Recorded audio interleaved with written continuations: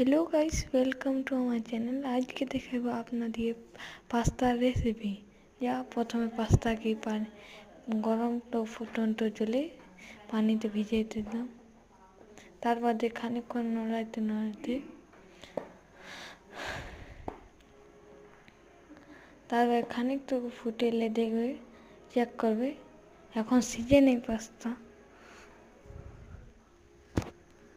পানিটা দেখছো কেমন উবলছে। খানিকটু বাদে দেখলাম, কিন্তু তাও হয় না।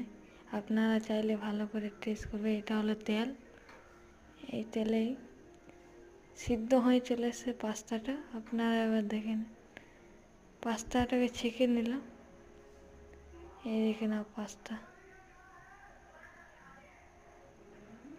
কিরম টেস্টি লাগছে, আপনারাও খেয়ে দেখুন।